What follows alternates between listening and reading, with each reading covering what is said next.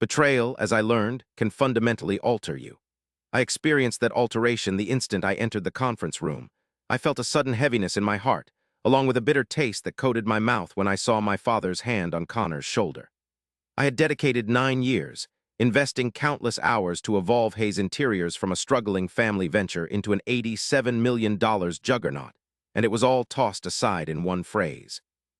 "I'm overjoyed to name my son, Connor Hayes, as the new CEO of Hayes Interiors," he had declared. Applause started around me. The sounds of champagne glasses were audible. I stood there, unable to move, with a composed face while receiving fleeting, sympathetic looks from board members who quickly looked away. They were aware of the situation. They had always anticipated this outcome. "I'm Charlotte Hayes, and I'm 32. I am the Executive Vice President of Strategy and Innovation. I am the mastermind behind our company's stunning success."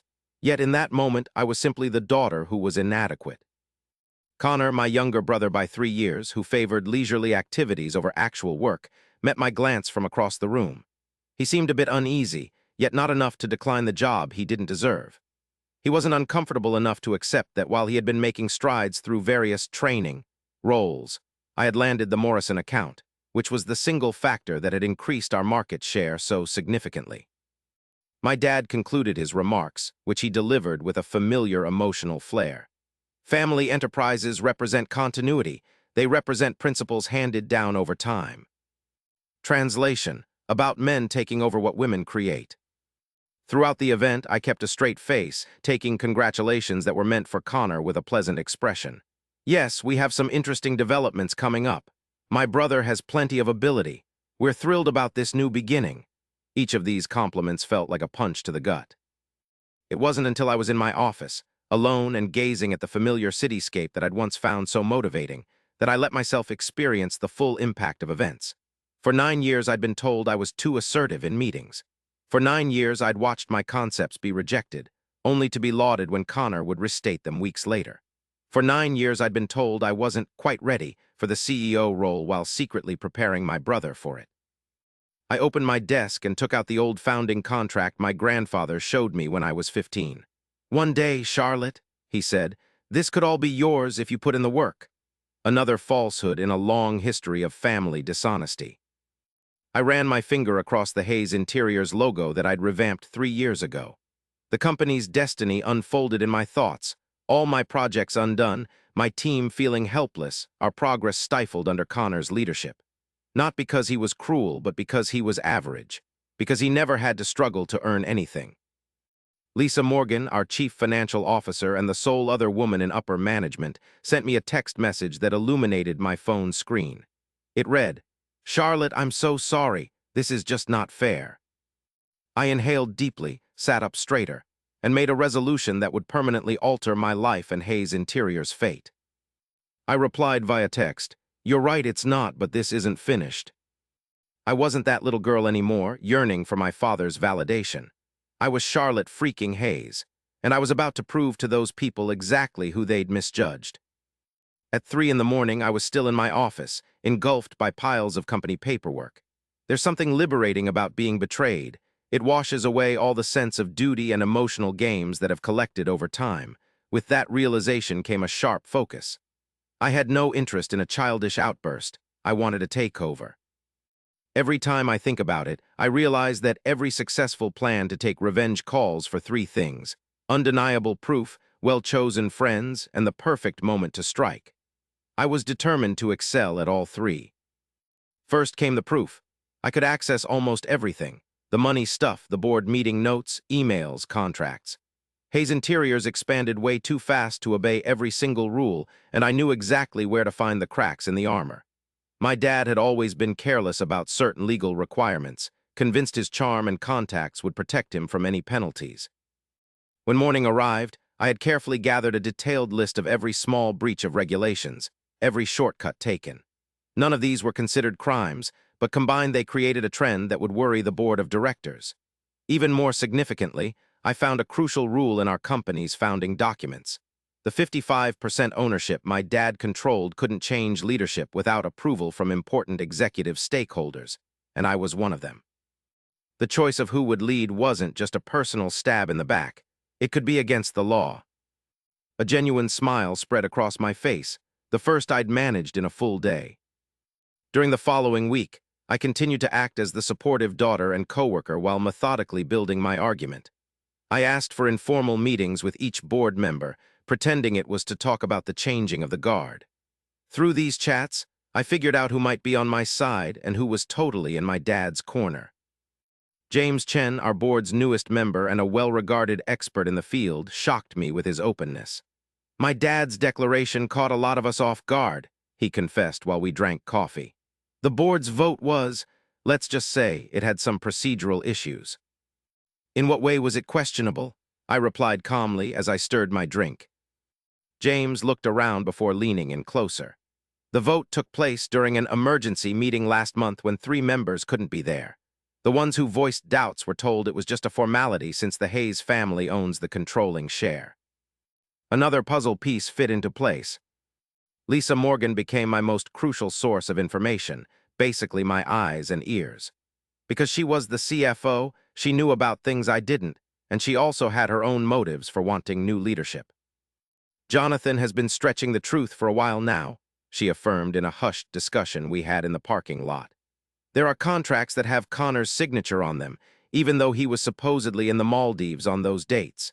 Your father has been manipulating dates on approvals to make it look like Connor was actually leading. I started saving crucial files to an outside, secure server. This wasn't for sharing, but to give me an advantage. I made a record of everything, every meeting, every conversation. This way, I could create an undeniable account of what was going on. At night, I would look up cases that were similar to mine, related to family-owned business conflicts. I even spoke with a lawyer who specialized in corporate regulations, laying out my situation as a hypothetical scenario. The bylaws of your imaginary company set up a really tricky scenario, the lawyer explained. If the transition of power needed approval from stakeholders, and that was skipped, any actions taken by the new CEO might not be considered valid. 2 weeks after the announcement of the change, I got an email I wasn't expecting. Someone who worked in the archives found something that I should probably see, the original agreement that was drawn up by my grandfather and his first partner, which included things that had been removed later. I set up a secret meeting with her. The final piece I required was inside the yellowed papers she'd given to me. My grandfather had left a corporate time bomb, which either my father had forgotten about or never even knew about. My phone vibrated. It was an email from James Chen. It said, "There's an emergency board meeting scheduled for tomorrow morning. Your dad intends to move forward with Connor's initial major project. I figured you should be aware." I typed my reply with a smile. "I'll be there. Thanks, James." It was time to initiate my plan. The next day, I got dressed with a lot of attention to detail. A charcoal gray suit, a fresh white shirt, and my grandmother's sapphire earrings. Nothing over the top and nothing that would be perceived as girly. It was the look of someone in charge. I got there early and put my things out at the seat usually used by the CFO. Lisa came in a bit later, gave me a nod as if acknowledging my taking the seat, and then sat in a different chair. The board members filed in, and then Connor, who appeared a little worse for wear and utterly clueless. My father was the last one to appear. He hesitated for a moment, his usual confident walk faltering when he saw where I was positioned. "Charlotte, we have a packed schedule today. Maybe you could." "I'm aware of the agenda, Dad," I said without raising my voice. "I've added something." The room went completely silent. I'd never gone against my father in public before. "The announcement at the gala was more than just a little early," I went on, opening my laptop. "It was against the law." Connor turned red. "Char, what are you doing?" I paid him no mind and continued passing out the physical copies of the important bylaws. I stated, "As it says in Article 7, Section 3 of the Hayes Interior's Corporate Constitution, changes in leadership need approval from the executive stakeholders, no matter how much control they have." My dad's jaw clenched. "Charlotte, you're making a fool of yourself. This is a family issue that's already been settled." "No, Dad, you've caused the embarrassment and the company is suffering because of it." I advanced to the initial slide in my presentation. "Let me make it perfectly clear to the board what has actually been going on." For the next 20 minutes, I patiently went through all the proof I'd collected, the contracts that had been backdated, the fabricated meeting records, the ongoing history of not following the rules. I saw the board members' faces change from doubt to worry. Also, I added, I've found several instances where my own projects were reworked and presented as Connor's, as a means to fabricate an image of his leadership abilities. I showed them a side-by-side comparison of my original proposal for the Morrison account, matched against the almost exact copy submitted later in Connor's name. My father stood up suddenly. "This meeting is over. We can talk about these worries later in private, Charlotte." "I don't think so," Lisa said. "As the CFO, I need to check to see if these claims are true. If they are, I can't in good conscience approve any new plans until this is settled." I agreed with James Chen. "I agree," I said. "The board definitely needs to deal with these big problems and how we're running things." Right then I saw it, the first hint of worry flash across my dad's face. He hadn't thought I'd be so ready for this. He hadn't counted on people backing me up. "You don't know what you're doing," he spat at me. "This company is everything I've built." "No, Dad," I answered, keeping my eyes locked on his. "It's mine now." At that instant, I knew I was cutting ties with my family. I realized that holiday gatherings and milestone celebrations would never be the same again. I was picking what was right over keeping the peace, taking charge over smoothing things over. And I didn't waver even slightly. The next few weeks were tough. My father and Connor started a smear campaign, trying to make me look like a hysterical, unbalanced daughter envious of her brother's achievements. The press releases emphasized the business's family values and the need for decisive leadership. Those phrases were designed to discredit me. But I'd seen this coming. While they worried about what people thought, I focused on the facts. I collected more proof, strengthened my support network, and got ready for the big showdown.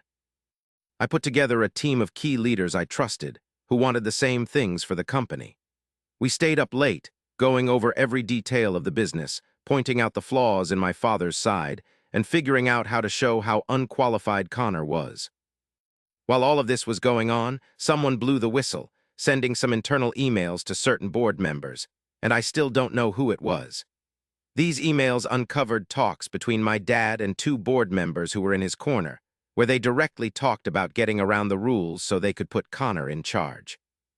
I started to gain the backing of the company's staff. I got messages anonymously that said they were supporting me. Board members who had kept away before started to ask to meet privately to tell me they were worried about where things were heading at the company. The point of no return happened when Connor tried to grab control, and he tried to shut down a project that I started with our biggest client. His incompetence nearly made us lose that client, which forced me to jump in and fix the situation. This situation gave us hard proof of how bad his leadership would be. 3 months after the gala, I reached out to Lisa and James. I said, "It's time." I told them to set up an official board review of the succession plan and that I was ready to go. The night before that meeting, I just couldn't sleep. I stood at my window, looking out at the city lights, and I thought back to when I got the Morrison account. I was scared then, too, because I was facing a room full of executives who doubted me because of how young I was and because I was a woman. But I managed to win them over, one at a time, with my skills and my plans. I was ready to do it all over again. The dawn broke, and a sense of lucidity washed over me. It was a feeling I hadn't experienced since things went sour. What was happening wasn't solely about my own situation. It was about every single person who'd been disregarded or treated with disrespect. The fate of the firm hung in the balance. I got to the boardroom a full 60 minutes early, carefully setting out my documents and data. As the board members started to come in, I greeted each one with a composed, self-assured demeanor. My dad and Connor were the last to enter. My father's expression was like a frozen stone, but Connor appeared to be wavering. "Before we officially start the meeting," I stated once everyone was settled, "I need to express my gratitude for each of your contributions to Hayes Interiors. The outcome of this meeting will shape our company's future for many years." I started a presentation, totally unlike anything I'd presented before.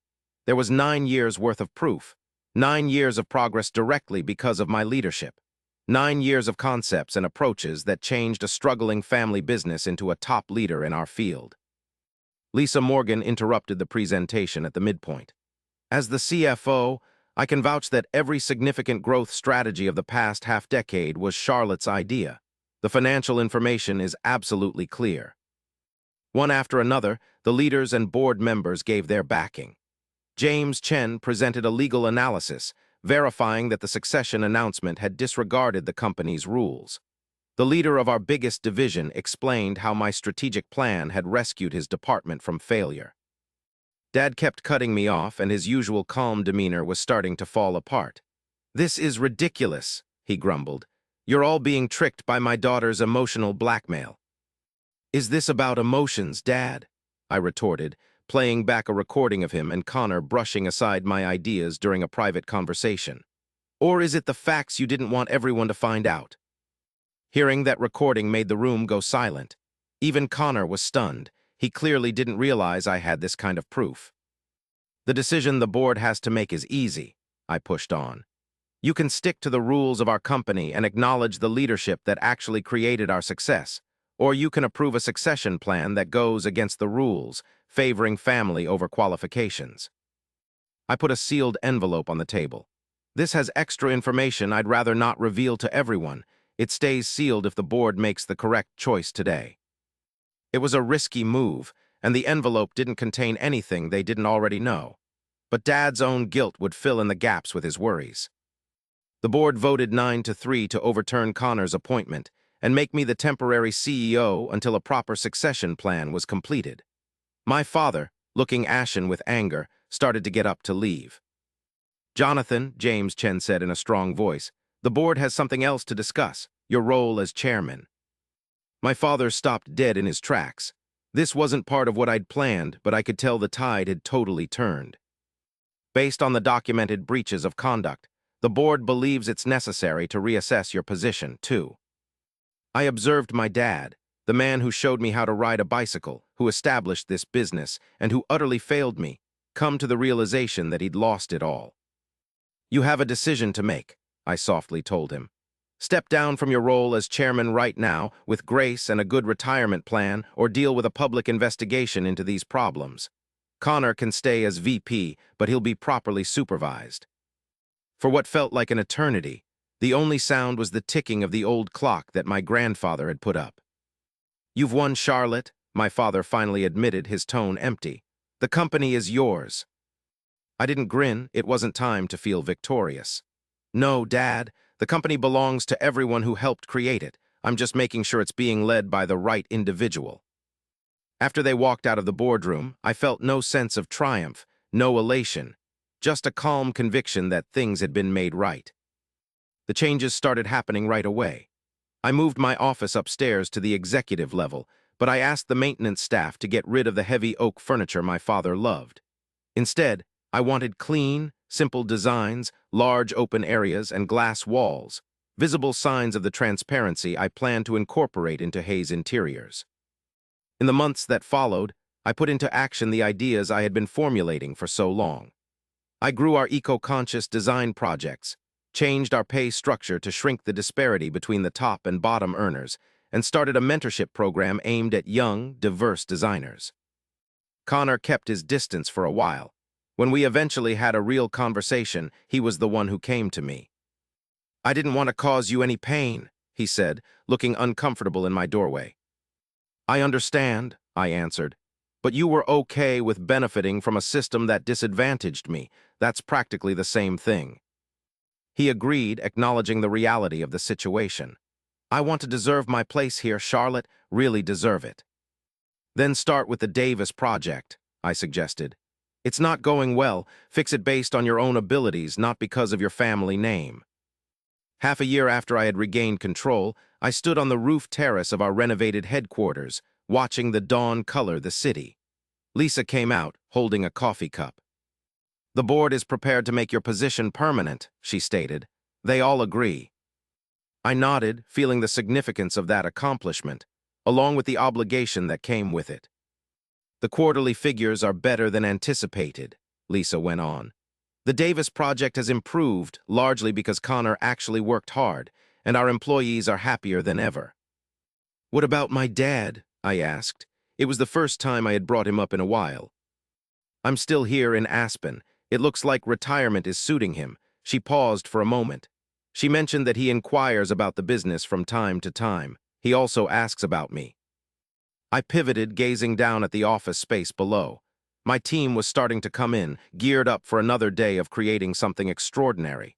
"Tell him we're changing and growing," I said. The rage that had driven me for so long had evolved into something more stable, a deep dedication to demonstrating that my idea was, in fact, the correct one all along. My dad had wanted a conventional handover for Hayes Interiors. Instead, he got a complete overhaul. Later on, I spearheaded a company-wide celebration to commemorate our most profitable quarter ever. As we celebrated and toasts were made, I noticed James Chen observing me with a pleased look. "Your grandpa would have been pleased," he commented, approaching me by the windows overlooking the original Hayes building. From our vantage point now, it looked small and old-fashioned. "Possibly," I responded, "but more importantly, I'm proud of all that we have created, of what will become." My phone vibrated with a text from our R&D department. "The prototype is performing beyond our highest hopes. It's ready whenever you are." I glanced around at the organization that was almost taken away from me, at the employees who stood by me, at the area that had been remodeled by my vision, at the future we were establishing together. Hayes Interiors was no longer my father's property or something relegated to the past. It was for the people who would lead it into the future. 9 months ago, I was here in this very place, completely devastated because of someone's deceit. And now, I'm standing here within the structure we built, feeling more resilient than ever before. The greatest form of payback isn't about causing damage. Instead, it's about personal growth. It means seizing what someone tried to keep from me and turning it into something they could have never dreamed of. It involves creating something so much better that their original plan seems insignificant and old-fashioned in comparison. It means being confident in my abilities and no longer feeling the need to say sorry for it. I'm Charlotte Hayes, the Chief Executive Officer of Hayes Interiors, and this is precisely where I'm supposed to be.